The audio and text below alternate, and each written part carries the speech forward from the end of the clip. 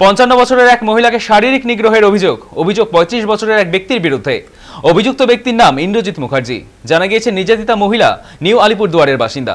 সেখানে একটি হোটেলে থাকতেন তিনি। স্থানীয় সূত্রে খবর, অভিযুক্ত ব্যক্তির সঙ্গে তার প্রেমের সম্পর্ক ছিল।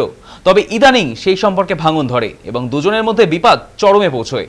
এরপরে আক্রোশের বশে ওই ব্যক্তি মহিলার উপর অ্যাসিড আক্রমণ করেন। মঙ্গলবার রাতে ওই মহিলা যখন হোটেল বন্ধ করে বাড়ি ফিরছিলেন, সেই সময় তার উপর আক্রমণ করা হয় বলে অভিযোগ। ঘটনার বিষয়ে জানাজানি হতেই অভিযুক্ত ব্যক্তিকে বেধড়ক মারধর করেন এলাকাবাসী। বর্তমানে আলিপুরদুয়ার জেলা হাসপাতালে চিকিৎসাধীন রয়েছে ওই মহিলা। গোটা ঘটনার তদন্ত শুরু করেছে পুলিশ। আমাদের সঙ্গে টেলিফোন লাইনে রয়েছে আমাদের প্রতিনিধি সানি রয়। সানি, এই যে অ্যাসিড আক্রান্ত ঘটনা, তার পরবর্তী আপডেট কি উঠে আসছে? একেবারে দেখো, তোমাকে জানিয়ে রাখি, আলিপুরদুয়ারের একেবারে গতকাল রাতের যে গভীর রাতের যে ঘটনা, তা নিয়ে কিন্তু ইতিমধ্যেই চাঞ্চল্য সৃষ্টি হয়ে গেছে। একেবারে বছর 55 সাবিত্রী মোদক নামের এক মহিলাকে কিন্তু অ্যাসিড ছোড়ার অভিযোগ ওঠে ইন্দ্রজিৎ মুখার্জি, যার বয়স 35, তার বিরুদ্ধে।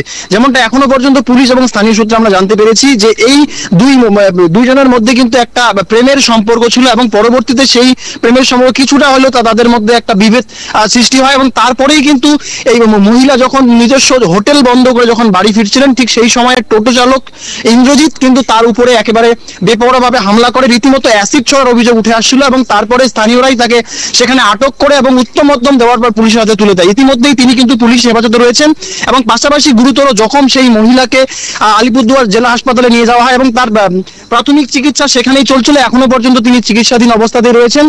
পুলিশ যেমনটা জানিয়েছে, এখনো পর্যন্ত কিন্তু কোনোভাবেই লিখিত অভিযোগ দায়ের হয়নি। তবে পুলিশ গোটা ঘটনা তদন্তে নেমেছে এবং এই যে গোটা ঘটনা নিয়ে কিন্তু আলিপুরদুয়ার শহর কিন্তু ইতিমধ্যেই একেবারে একটা আতঙ্কের সৃষ্টিতে রয়েছে। কারণ পূজার মরশুমের আগে এভাবে একেবারে রীতিমতো বলা বাহুল্য যে নারী নির্যাতনের ছবি ফুটে উঠছে একেবারে আলিপুরদুয়ার শহর জুড়ে।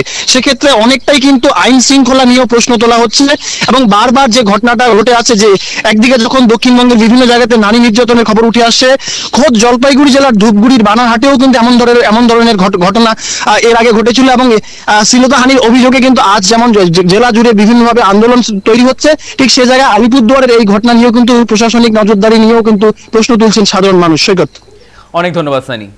যেমনটা জানা যাচ্ছে, অভিযুক্ত ব্যক্তির সঙ্গে ওই মহিলার প্রেমের সম্পর্ক ছিল। সম্প্রতি প্রেমের সম্পর্কে টানাপোড়েনের জেনে এই অ্যাসিড আক্রমণ। এরকম কেন করছিস? দুজনেই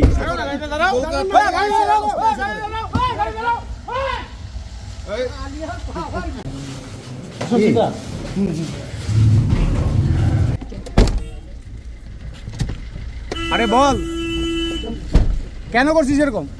আমার দিদা ফোন করছে, দিদা ফোন করে বলছে তো মার একদিন হাসপাতালে নিয়ে গেছে। আর তার ইতিমধ্যে বোন ফোন করে বলছে একটা ছেলে বলে মার মুখে পিজা দিচ্ছে। আমার মা হোটেল করে। কারা করছে এটা বলে মনে হয়? জানি না, ওখানে কলকাতার বলে একটা ছেলেটা।